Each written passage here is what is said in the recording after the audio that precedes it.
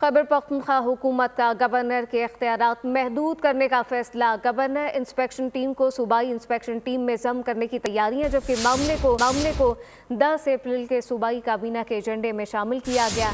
Governor inspection team के खात्मे से माली बोझ कम होगा, मुख्तलिफ इंतजामी उमूर में हायल रुकावटें भी दूर हो सकेंगी। तफसीलात ज़ाहिर शाह शिराजी ब्यूरो चीफ से जानते हैं।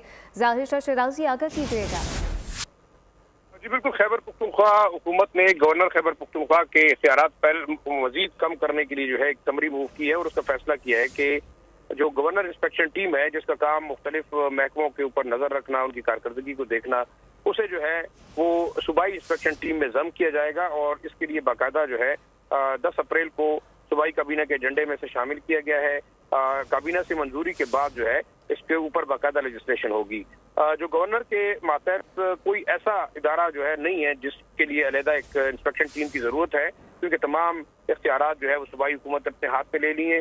इससे पहले जो खैबर पख्तूनख्वा के अंदर यूनिवर्सिटीज थी, उनका इंतजाम भी पहले गवर्नर के पास था, लेकिन एक कानून साजी के तहत उसे सूबाई हुकूमत ने अपने कंट्रोल में ले लिया है। अब गवर्नर इंस्पेक्शन टीम एक वाहिद ऐसा इदारा था जो कि गवर्नर के इंतजाम के नीचे काम करता था, लेकिन सूबाई काबीना का ये मौक़िफ़ है क्योंकि कोई ऐसा इंतजामी महकमा नहीं है जिसको गवर्नर साहब जो है वो सुपरवाइज करेंगे और उनका रोल सिर्फ और सिर्फ एक सिंबॉलिक रह गया है। लिहाजा गवर्नर इंस्पेक्शन टीम के खात्मे के बाद न सिर्फ माली बोझ कम होगा सूबे के खजाने पे, बल्कि इस तमाम तर निज़ाम को एक विंडो ऑपरेशन के जरिए जो है वो सूबाई हुकूमत खुद कंट्रोल करेगी।